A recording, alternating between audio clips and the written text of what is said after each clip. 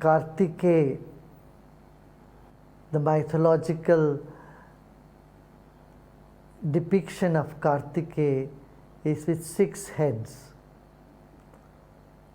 And the 6th head simply indicate the 5 senses of perception, that is our 5 senses.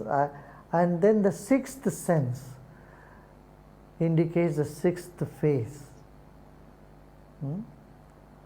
Smells, taste, touch, sound, and then the inner awareness. The 6th phase. And then there is a peacock associated with Lord Kartikeya. Kartikeya is also called Muruga. Muruga in Tamil means beautiful. It's another name for beauty. So knowledge and wisdom is that which brings the beauty in one. In the same way, when the desires also are sattvic, the desires are towards the good of everybody, and desire as a spark in you, free from greed, is beautiful. The same desire, when it has greed or jealousy or anger, of course, the desire creates all this host of negativity. But if it is associated with everything that is positive, like service and wisdom, it acquires the beauty. No? Isn't it? You observe.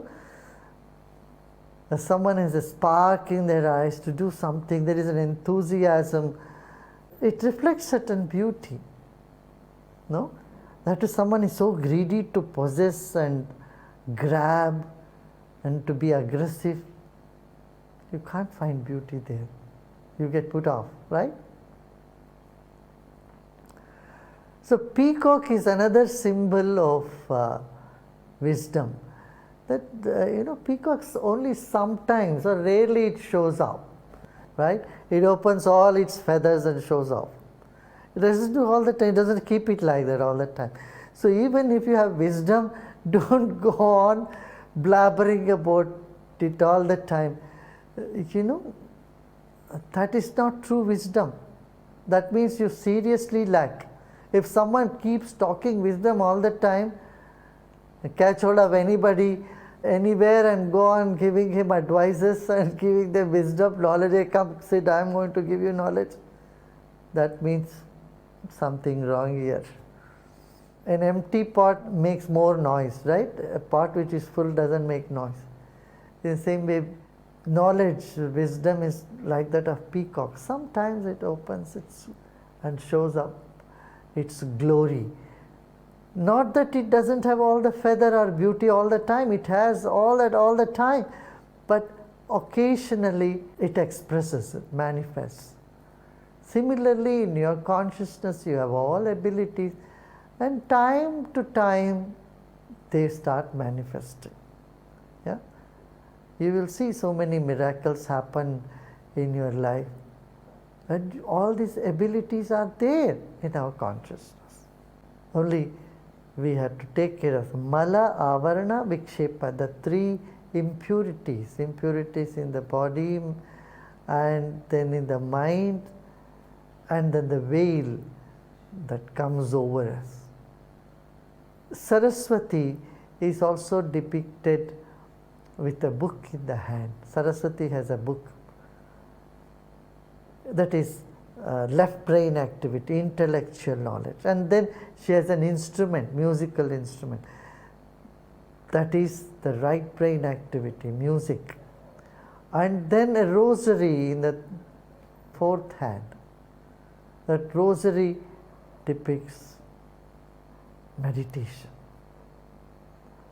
So, in life you need to have these 3 things: music, logic, and meditation. So, these symbols are, they're timeless. Words may change, but the symbols are eternal. It's universal. And that's how ancient people spoke more in symbols. Same way we see Ganesha, you'll see Ganesha has a big tummy, and in the tummy there is a serpent. The serpent indicates awareness. Big tummy means acceptance. And the serpent indicates with mindfulness, with awareness. No? You can accept things unconsciously too, but when you accept with awareness, it makes a whole lot of a difference. And in the two hands of Ganesh, there is a rope in one hand, and then the Ankush that they use to wake you up, a sphere which wakes you up. Which wakes you up and which binds you. Knowledge is binding. It binds you to the truth, to the life, to all that is benevolent. Ganesha does not keep books. He keeps sweets, modak, laddu in the hand. And he's blessing you, laddu. Yeah, enjoy. Knowledge should bring bliss inside. And the true knowledge is, makes you light, and it's not something so heavy. You hear sometime knowledge and you feel so heavy and bogged down. No, knowledge should be freeing. And it's exuberating, accelerating your whole consciousness. With knowledge, we should feel blissed out.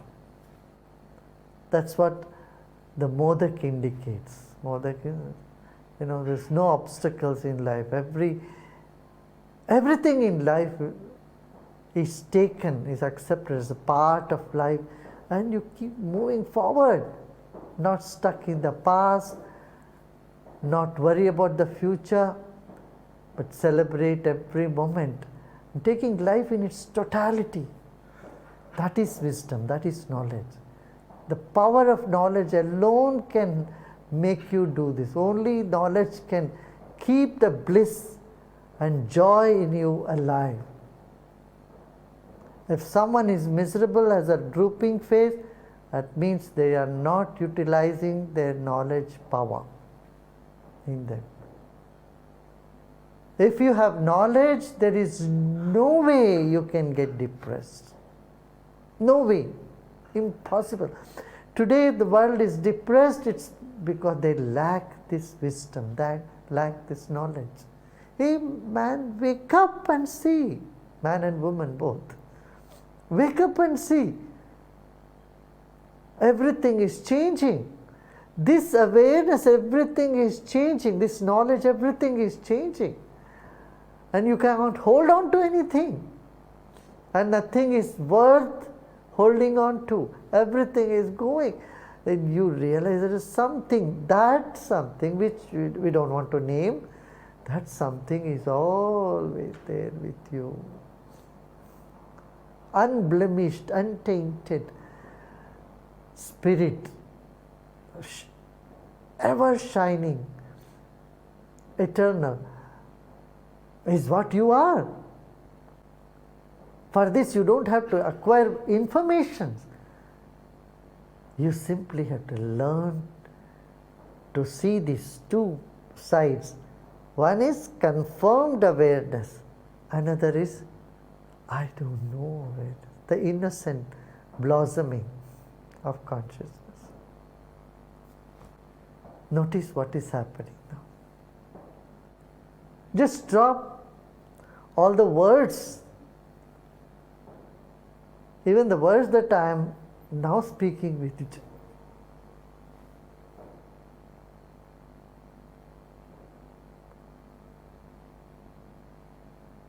Notice the stillness. That stillness gives birth to wisdom. The stillness is the container of knowledge. And that is your power. Yeah? Very good, very good. Now I would like you to sit for a few minutes and recollect all that you heard and that you have not heard. And just feel yourself right now here. Recollect all that confirmed knowledge, what you know, and see the strength that you feel with that. For example, you know how to cook rice, you know how to make bread. This is a confirmed knowledge. Nobody can dispute it. Even if the whole world says you don't know how to cook rice, you will say, no, I know how to cook rice. If everyone says you don't know how to drive a car, you are a good driver, you know, I know how to drive a car. You know how to open a computer, how to program a computer, how to operate a computer. You know how to play a piano. These are all confirmed knowledge. Think about the strength. Become aware of the strength this confirmed knowledge brings to you. And on the other side, just become aware of all those things that you do not know. You don't know how many universes are there. You don't know who you are. And sit, I don't know who am I. I don't know what's going to happen. This will free you from all anxiety, all depression, all those negative stuff about anger and a host of things that we hold on to and ignorantly suffer on those. You just sit and recollect that state, that freeing, uplifting, lighter state of consciousness where you become like a child. You are the most lovely child. Nature is nurturing you every minute. In that comfort and in discomfort of innocence, repose for a few minutes. Both these brings you strength. Confirmed knowledge as well as knowing what you don't know. See, if you only remain in this state of I don't know, then you become totally useless. You can't do anything. You will suffer an apparent uncertainty and immobility. You find yourself in a hopeless state. On the other hand, if you think you know it all, then also you will be so rigid, stiff, you will be miserable, right? And you will deny. People who go on self-denial are in that state all the time. I know it, I know everything. Enlightenment is neither of these or both of this together. And that is wisdom. Yeah? Again, there are three levels of knowledge. One is the knowledge, sensory knowledge, that knowledge, information you get through senses. Then the knowledge you gain through intellect, and then that which comes from beyond the intellect, the knowledge that which comes from somewhere, nowhere, from the infinite consciousness. So all these three things are present in you. Good. Now for next 10-15 minutes, I would like you to sit and think about this. Do manan. It's called manan, means contemplate on what you have heard, what you know. Yeah? Agniputra Shri Anandamurti Sharavana Bhava Shiva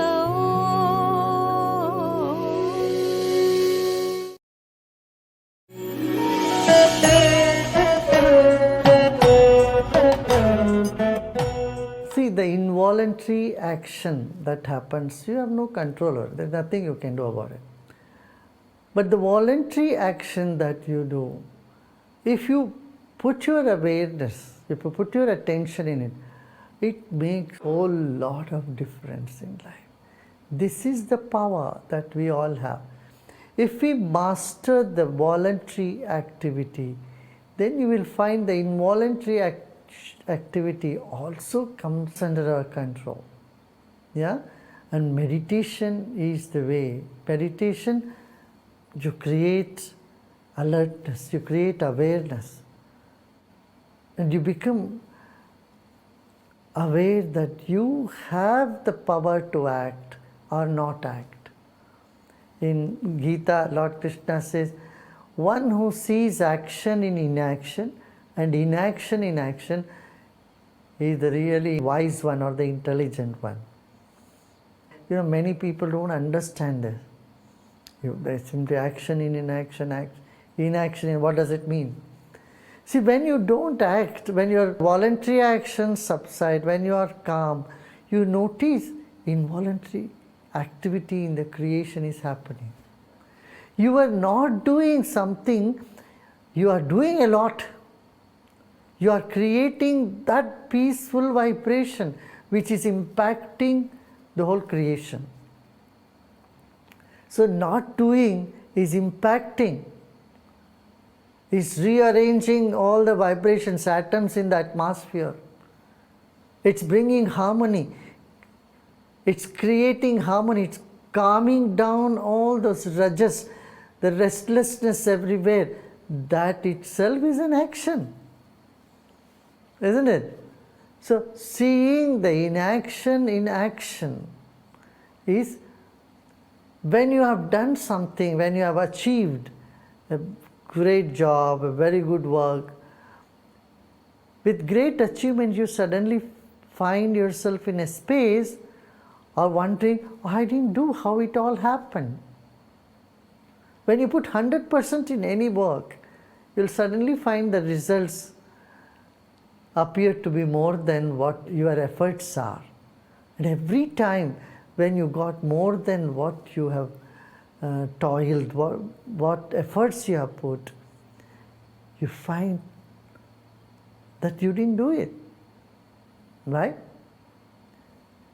Whether it's good or bad, same thing happens. Any intense extreme activity gives you this glimpse of, I didn't do it. If you happen to walk into a prison and talk to prisoners there, hardcore criminals, you talk to them, they'll say, I didn't know what happened, I didn't do it. Suddenly something happened and I committed this crime, or this crime happened.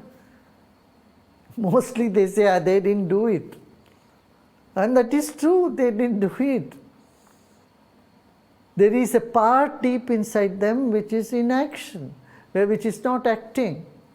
So we are a great combination of, our consciousness is that blend of action and inaction. The inaction is awareness, is a witness. The activity, when wedded to awareness, is always benevolent. That is the secret. The power of action that is there in us and in everybody need to be channeled and has to become married to awareness. Then there is no regret at all. How this is possible? It is possible when we relieve the stresses, when we are content. Don't think all actions happen only out of feverishness. The actions which happens through feverishness don't give that palatable results, desired results that we want. Dynamism and feverishness are two different things. If you are well rested, you will be very dynamic. But if you are too much anxious, if you are feverish, then you become weak to act also. Yeah? It's the awareness which calms down the feverishness and which strengthens the activity. In the Indian mythology, that's why it's said Kartikeya, the two concepts, the willpower, desire, and the power of action, Kriya Shakti, they both are wedded to the wisdom, to the knowledge. What good that wisdom is if it's not practical, if it is not useful, if it cannot be put into action? See, nobody has ever seen electron. but still we believe in electron, right?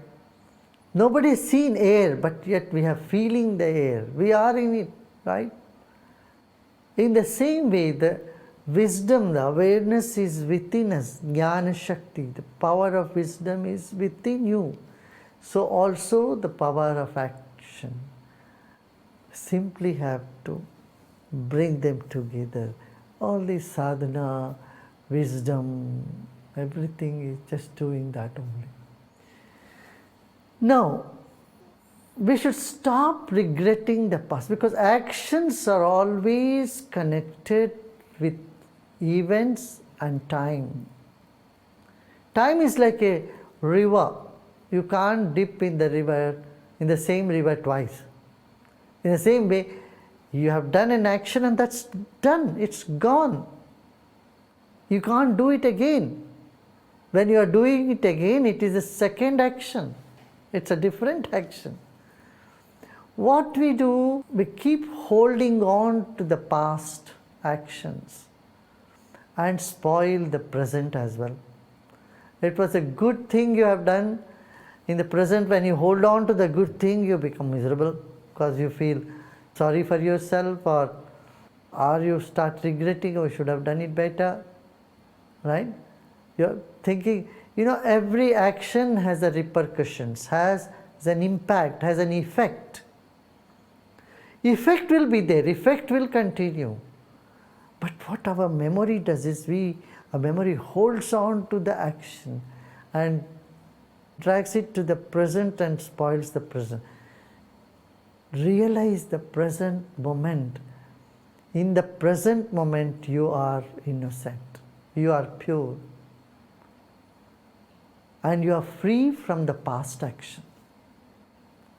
It's very subtle. For this, you need to just imagine that all actions of yours are like a flowing river. One action you did, it has gone already. It has reached the ocean. And now you have to wait for the new action. Every moment, as the time passes, the action also moves. And not getting attached to it, not becoming sticky to any of the action is real intelligence. The impact will be there. So if you have driven the car too fast, you have done it already yesterday, and you get the bill today, you have to face the consequences. There is no escape from it.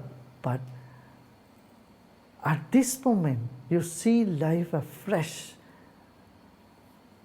Instead of cribbing over the past, being upset, feeling guilty and sad, the host of all this negativity is because of lack of knowledge.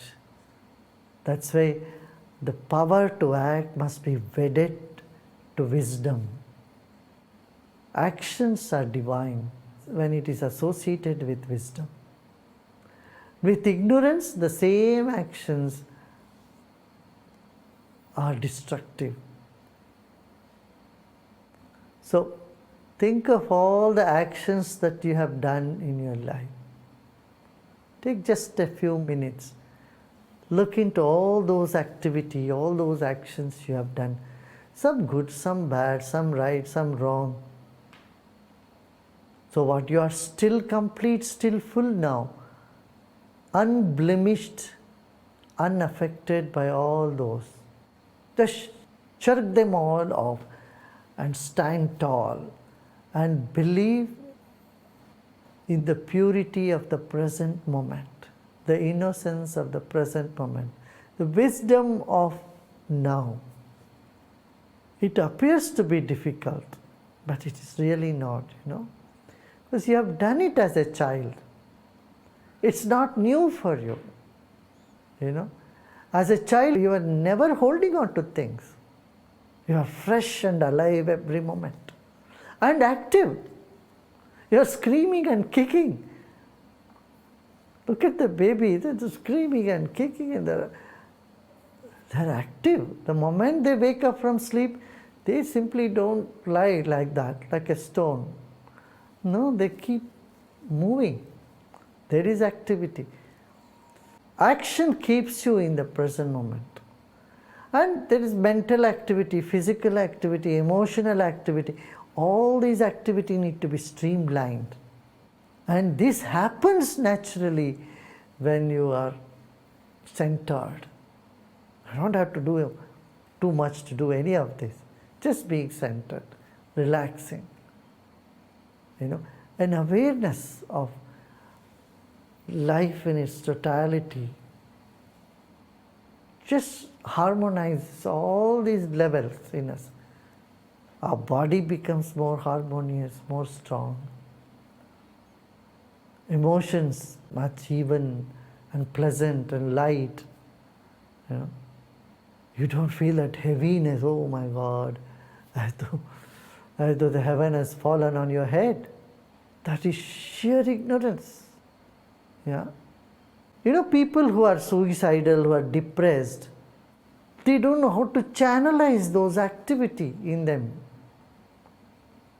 And in action, there is tamasic action, rajasic and sattvic action.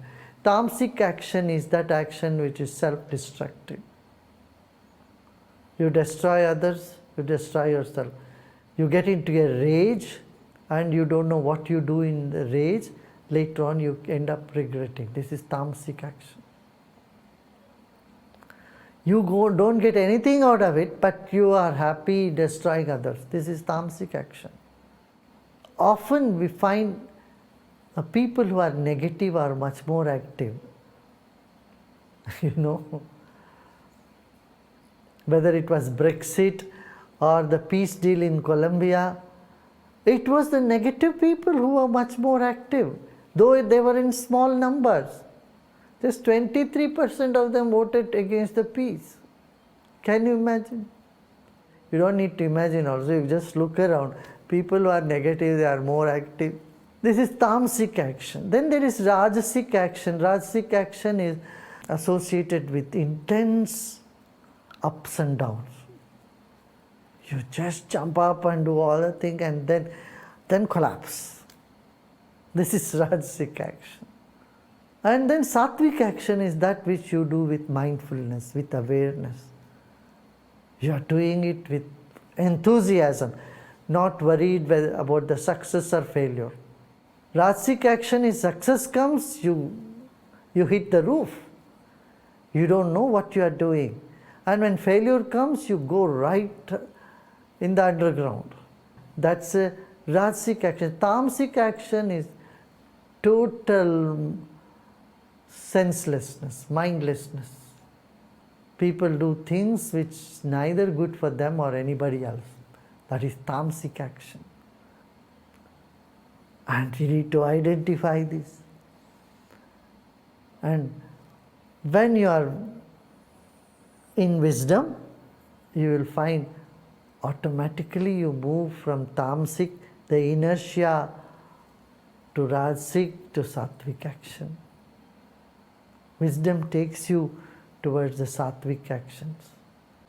And in life, all these three qualities, they come. Sometimes you want to just be lazy. It's okay for some time. And sometimes very active. A perfected being, a master, always see all the three actions, sattvic, rajasic, tamasic action, with witness consciousness. He cuts the tamasic action with tamasic action, rajasic with rajasic, sattvic action with sattvic. But a seeker has a different connotation. When there is too much of tamasic action happening, you overcome that by the rajasic activity.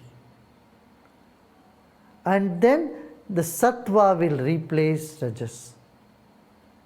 Why we want more sattvic activity?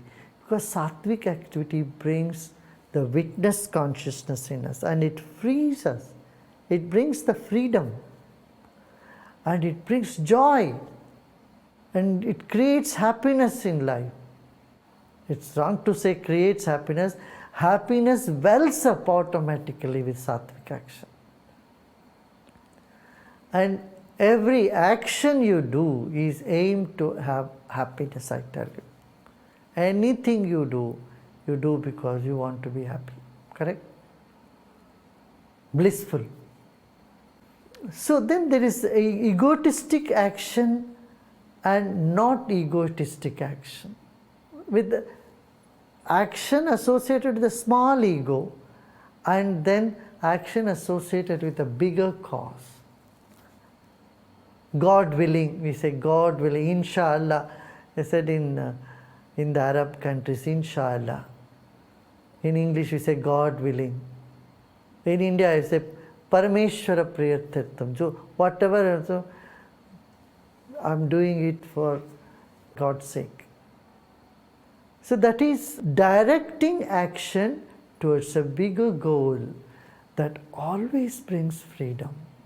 You know, people who dedicate their life, their sacrifices, you know, there is such a certain pride that comes up in them.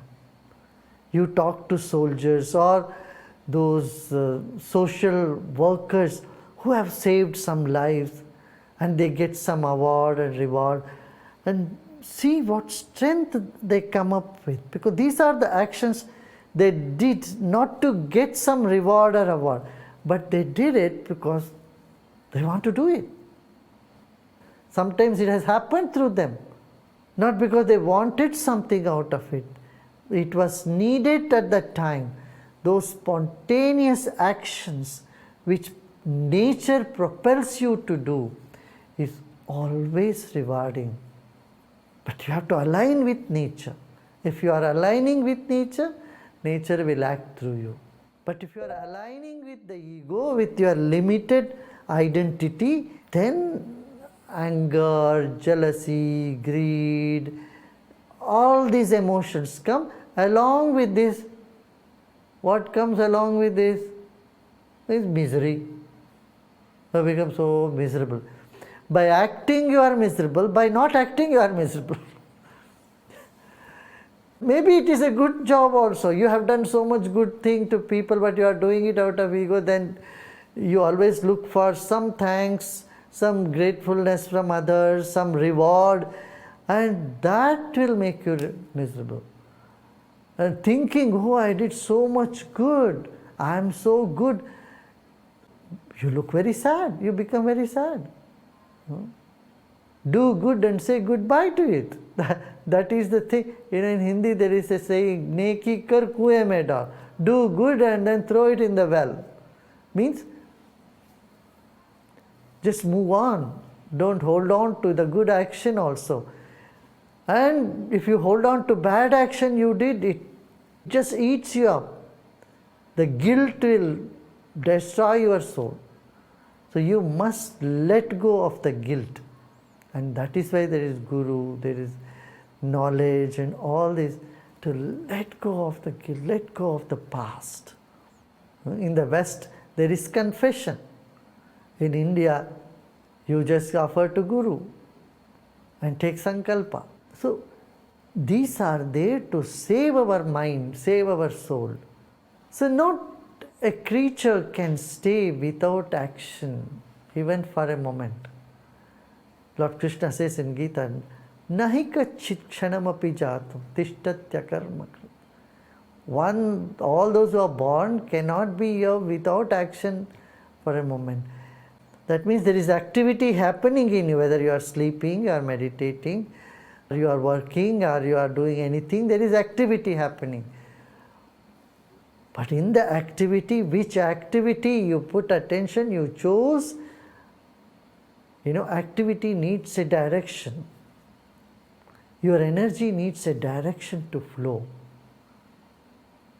If you direct your activity, your power of action into something that is benevolent, that brings you happiness, that brings you satisfaction, that makes life complete. You get it, no? I hope it is not too heavy. Our activity needs a direction. So direct your activity doing something. Set up a goal and work towards it. If it happens, okay. If it doesn't happen, never mind. It's like a river that flows in a direction between the banks, And if there are some stones come, it doesn't mind, it just goes over the stone and just keeps flowing. And it looks even much beautiful, but very nice when water flows over the stones or the boulders. Same with action. Direct your action towards doing something benevolent. And you can only do benevolent if you are aware, if you are mindful, if you are conscious. You cannot do any destructive activity either to you or to others if there is mindfulness, if there is awareness. Right? That is the secret. Action to be wedded to awareness. Desire should be wedded to wisdom, knowledge. And you see, action reinforces knowledge, and knowledge brings forth the action. What good is that wisdom if it is not put into action? And what good is this action when you don't get anything out of it, when you don't learn anything from your action? That's also no good, right? That is why I said knowledge and actions are wedded. They should be wedded. Agniputra Shri Anandamurti Sharavana Bhava Shiva